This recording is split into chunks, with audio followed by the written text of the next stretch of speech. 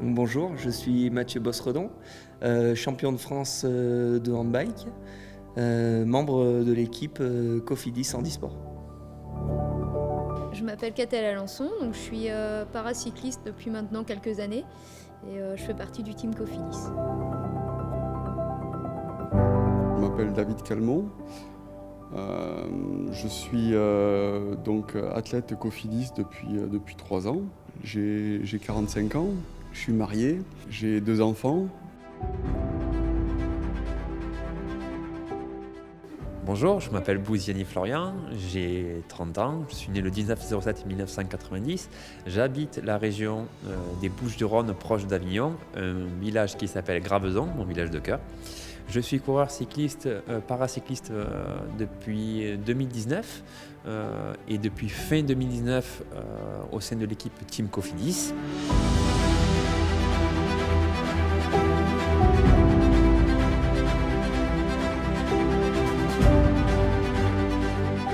Donc j'ai démarré le handbike à l'âge de 14-15 ans parce que c'était un moyen de locomotion pour moi, de liberté. C'est l'âge où chez nous en France on part en scooter, en mobilette. Moi j'habitais à la campagne et j'avais pas de scooter, de mobilette, donc il me fallait un moyen de déplacement. Et en fait le vélo est devenu mon premier moyen de locomotion, de liberté.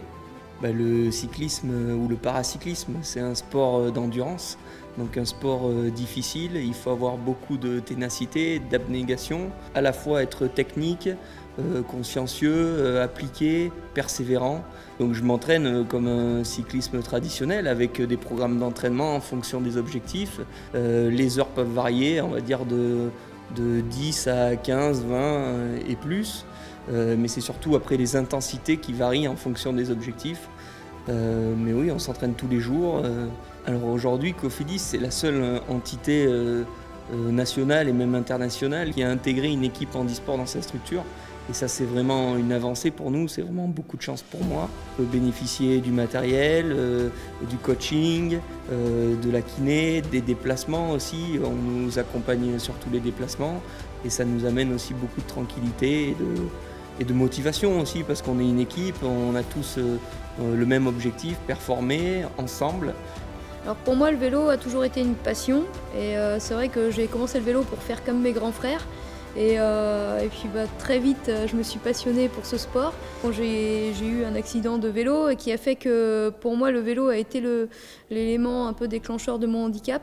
Pour le coup, ça a été très important pour moi de pouvoir reprendre ce sport et me reconstruire grâce au vélo. Mon accident c'était en 2007 et mon amputation c'était très longtemps derrière parce que effectivement j'ai été amputée fin 2011. Alors pour moi le cyclisme c'est quelque chose qui fait qu'on est libre. Quand je suis sur mon vélo, je suis comme les autres. Le handicap, il est presque plus là. Alors certes, j'ai une prothèse qu'il faut traîner un petit peu, mais c'est vrai que je suis comme tout le monde. Je suis sur un vélo, je pédale avec ma jambe et demie, mais c'est un sport porté, donc il n'y a pas autant de problèmes que sur d'autres sports. Donc le but, il va être de récupérer. Et voilà, donc toutes les semaines ne se ressemblent pas, mais c'est vrai qu'on vit vélo, on mange vélo, on dort vélo aussi. Donc non, on vit à 100% pour notre sport et performer au plus haut niveau. Alors pour moi, Cofidis, c'est d'abord une deuxième famille parce qu'on est un groupe très soudé là, avec les garçons et c'est vrai qu'on passe des moments vraiment sympas ensemble et Cofidis m'aide aussi à pouvoir m'améliorer parce que j'ai un entraîneur, parce que j'ai des déplacements qui sont payés, j'ai pas à me préoccuper d'organiser mes déplacements. Et en 2003, j'ai eu un grave accident de la route. Et donc c'est passé une période de vie où j'ai enchaîné opérations, centre de rééducation, réopération. Donc j'avais cassé beaucoup de choses.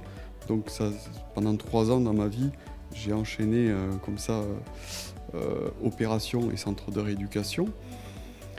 Et la dernière opération qui était au niveau du genou, le chirurgien m'avait dit ça va être compliqué pour replier le genou. Et comme objectif, je lui avais donné de pouvoir refaire un peu de vélo et de pouvoir monter et descendre les escaliers. Il m'a opéré, ça a été difficile. Et puis il m'a dit non, j'ai fait mon maximum, mais Pour le vélo, ça va être très compliqué. Avec centre de rééducation, puis après derrière kiné, tout ça, tout s'est enchaîné dans ma vie.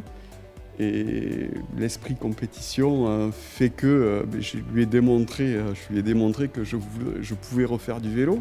Et puis la première année, s'est enchaîné un premier titre de France, champion de France. J'ai mis ma vie professionnelle. J'ai eu l'entreprise où je travaillais a eu des petits soucis. J'ai arrêté de travailler. Et puis donc en 2019, Cofidis m'a recruté et donc j'ai pu intégrer l'équipe professionnelle Cofidis. On vit de façon professionnelle comme les pros au sein de la structure Cofidis. Donc oui, ça m'a permis de voir ce côté-là pendant 3 années avec Cofidis et c'est génial. Le 5 octobre 2013, malheureusement, j'ai vécu un très grave accident de brûlure qui m'a brûlé à 80% de ma surface corporelle. Donc il y a eu une très longue rééducation, une période de plus ou moins 4 ans de rééducation pour me récupérer de toutes mes séquelles, de toutes mes brûlures. Et le vélo est venu dans un premier temps pour me rééduquer. Et aujourd'hui, je me retrouve à faire des plus belles compétitions de paracyclisme, notamment aujourd'hui les championnats du monde au Portugal, à Lisbonne. C'est un sport il faut être vraiment très régulier. C'est un sport que le vélo, le cyclisme qui est assez ingrat. Donc quand on s'arrête plus ou moins 1 semaine ou 2 semaines, après c'est dur de reprendre. Donc il faut rester toujours vigilant notamment sur notre santé. Ouais. Au sein de l'équipe Team Cofidis, au sein de l'équipe paracycliste, j'ai trouvé vraiment toute la sérénité que je souhaitais. C'est vrai que quand on démarre un sport comme le handbike, dans mon cas, c'est vrai qu'au début c'est difficile, on n'avance pas forcément très vite. Et quand on voit les vitesses de course aujourd'hui autour de 40 km/h et plus, on peut se dire oulala, il y a beaucoup de travail et on en perd beaucoup en cours de route parce qu'ils abandonnent. Et le premier conseil, c'est de ne pas abandonner, voilà, de rester motivé. Et je veux leur prouver que c'est possible. Handicap ou pas handicap, je veux dire, on est tous pareils, on a tous des rêves et il faut croire en ses rêves. Et dans notre tête, il se passe beaucoup de choses et on est capable d'aller très loin dans la douleur pour arriver à notre but et atteindre nos différents objectifs qu'on s'est donnés. Et les objectifs, chacun peut se donner des objectifs très hauts. Pour moi, le plus gros est derrière moi. Je me suis sorti de là où j'étais et croyez-moi, c'était très dur comparé à ce que je vis aujourd'hui. Ouais.